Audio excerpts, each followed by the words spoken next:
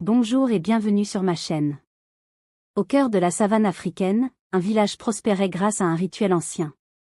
Ce rituel invoquait la reine des ombres, une entité mystérieuse et puissante, qui protégeait le village des sécheresses et des maladies. Chaque décennie, une jeune fille était choisie pour devenir la gardienne du rituel et assurer la bénédiction de la reine. Nia, une jeune orpheline courageuse, fut choisie comme nouvelle gardienne.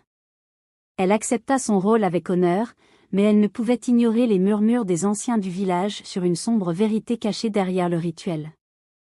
Lors de la cérémonie, Nia ressentit une étrange connexion avec la reine des ombres, comme si leurs âmes étaient liées.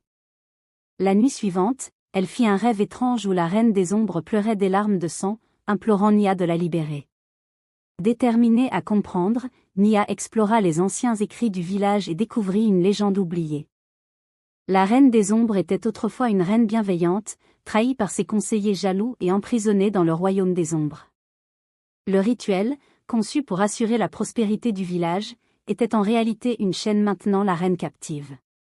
Avec l'aide de ses amis, Nia entreprit une quête pour trouver le temple oublié où la reine des ombres était piégée. Après de nombreuses péripéties et rencontres avec des créatures mystiques, ils atteignirent enfin le temple. À l'intérieur du temple, Nia et ses amis se trouvèrent face à une série d'épreuves. Chaque épreuve semblait être conçue pour tester leur courage, leur intelligence et leur loyauté. La première épreuve fut un labyrinthe de miroirs où chaque reflet révélait leurs peurs les plus profondes. Nia se retrouva face à elle-même, seule et perdue, mais elle se rappela les visages de ses amis et leur promesse de libérer la reine des ombres. Ensemble, ils surmontèrent le labyrinthe en affrontant leurs peurs.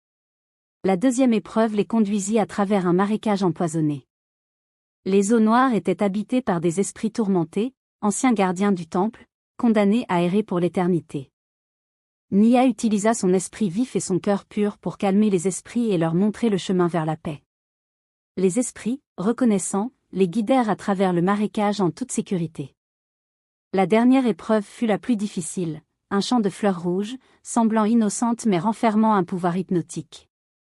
Les fleurs murmuraient des promesses de bonheur éternel, essayant de détourner Nia et ses amis de leur quête. Nia se rappela les larmes de la reine des ombres, et avec une détermination renouvelée, elle guida ses amis à travers le champ, leur rappelant leur mission et leur amitié. Enfin, ils atteignirent la salle centrale du temple, où la reine des ombres était enfermée dans un cercle de pierres noires. Nia sentit une vague d'émotion l'envahir en voyant la reine, majestueuse mais brisée par des siècles de captivité. Les larmes de la reine des ombres coulaient, scintillant comme des diamants. Nia utilisa le pouvoir de ses ancêtres pour briser les chaînes magiques. En chantant une ancienne incantation, elle sentit l'énergie des générations passées se rassembler en elle. Les pierres noires se fissurèrent, et dans un éclat de lumière, la reine des ombres fut libérée. La reine des ombres apparut, majestueuse et libre. En gratitude, elle bénit le village avec des récoltes abondantes et une protection éternelle. Nia, reconnue comme une héroïne, restaure la véritable histoire de la reine et transforme le rituel en une célébration de liberté et de justice. Ainsi, le village prospéra, non plus par peur, mais par l'héritage de courage et de vérité que Nia avait découvert. Si vous avez aimé cette histoire, n'oubliez pas de vous abonner car ceci nous encourage à vous produire encore plus d'histoires intéressantes comme celle-ci.